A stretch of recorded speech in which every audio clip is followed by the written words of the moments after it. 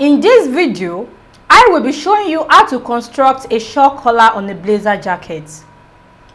Hello guys, welcome back to my channel, and if this is your first time of watching my video, this is Regi School of Fashion. In today's episode of our blazer jacket series, we shall continue from where we stopped in the previous episode, which was how to pad a blazer jacket. And in case you missed that episode and other previous episodes, kindly check the description area below for the link to the tutorials. Now, a shawl collar is a turned over collar of a garment that combines with lapels, forming an unbroken curving line which can be applied on a jacket, shirt, dress and coat. Guys, I know some of you are aware that watching ads on my videos is one of the ways you can encourage me to keep on releasing more premium content on this channel. So guys, please don't skip those ads, because that is the only way I get rewarded here on YouTube. Also, consider subscribing to my channel for regular notifications so that you won't miss any of my subsequent tutorials. My name is Bolaji and this is Regi School of Fashion.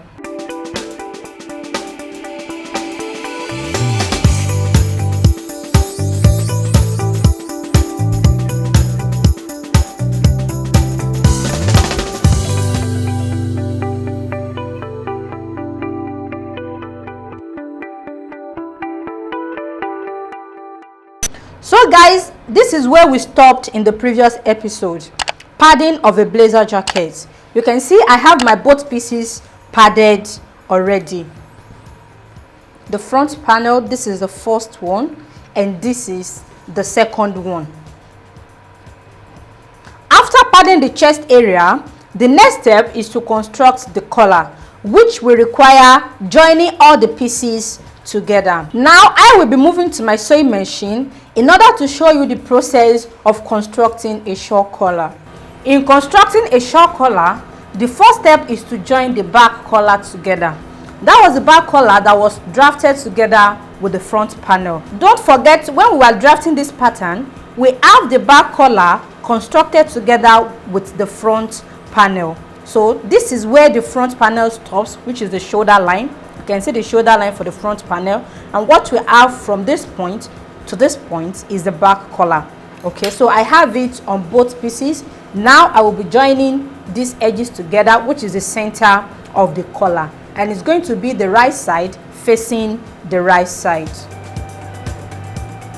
like so.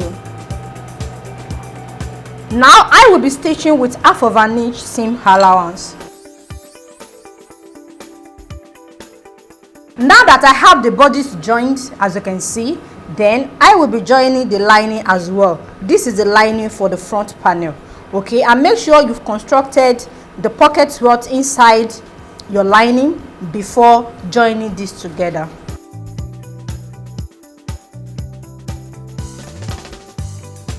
So guys, now that I have this joint as well, the next step is to take it to my ironing board, and I will open up the seam allowance and give it a good press, the lining and the bodies. So guys, now I've opened up the seam allowance and I gave it a very good press. So this is what I have after opening.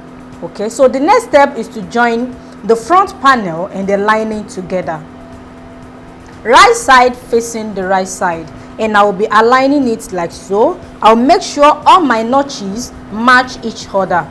This is the bodies and this is the lining. So this is going to be right side facing the right side, like so. I'll pin the break point first, which is here. So you can see the side I'm joining. This is the center front of the body. So that is the part I will be joining first.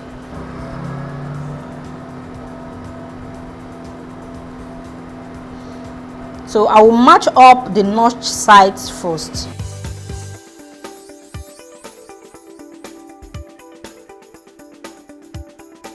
So guys, now I have the two pieces joined together. As you can see, I've pinned them together. So I pinned one side and I pinned the other side as well. So the next step is to stitch from edge to edge. I will start stitching from the hem line. So now I'll be stitching from the hem line on the 1/2 inch seam allowance point I marked out all the way upward like so. Then I will take it downward to the other side of the hemline.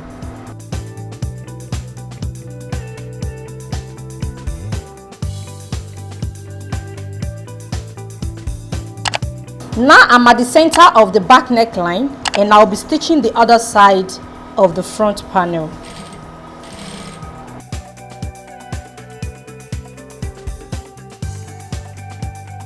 So guys, now I have the center front joined together, as you can see, and this is what I have after joining. So the next step is to top stitch. In applying a top stitch, this will be done from the notch points. I'm not top stitching all the way around. I will start from the notch point. This is the break point of my jacket. So then from that point, I will measure 2 inches upward. So I will be top stitching from 2 inches points. Why?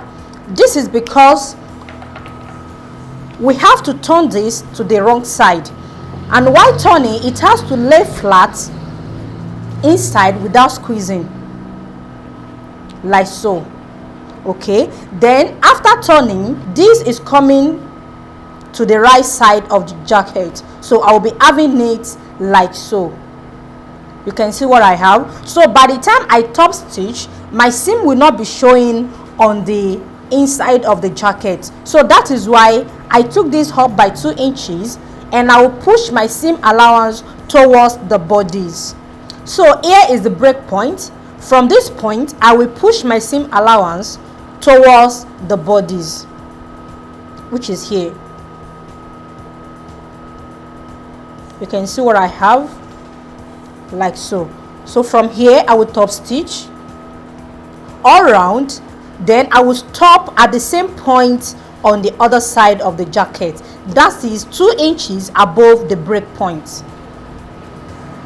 Here is the break point, and I will take it up by 2 inches, which is here. So I will start top stitching from this point to the other side. So here is the break point and this is the 2 inches point. Then I'll hold it like so, then flip this over and trace this on the jacket. So I'll be top stitching on the bodies of the jacket and not on the lining. While you are doing this, make sure you open up your seam properly. This is very important so that you will not have a bulky center front. You can see what I'm doing. You spread your fabric like so, the front bodies and the lining, you spread them. Then you make sure you stitch very close to the seam line.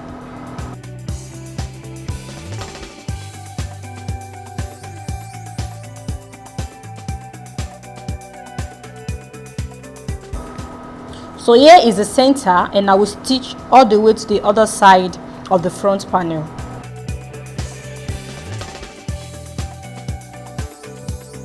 Now that I'm done with the top stitching, the next step is to press the seam allowance. Okay, in pressing the seam allowance, so I will have this like so. You can see the part that I top stitch are towards the center front. Now this is going to be towards the lining. The remaining parts are the lower parts. You can see what I have from here up to the break point. I will give it a press towards this side, that is the lining. So this is going to fall on the lining like so. Then from the break point, I will press it flat towards the bodies. So from this side to this side, and I will repeat the same process on the other side. From the hem line, this is going to be towards the lining to the break point. Then from the break point, is going to be towards the bodies like so. So I'll be doing this off the camera and I will be back to show you the next step. So guys, now I have this ironed. As I said, this is towards the lining and this is towards the bodies. Okay, then I flip this over to the wrong side, that is the lining, and this is what I have after flipping. Then I gave it a good press as well, and I iron out my lapel, and this is what I have for the lapel. You can see what I have.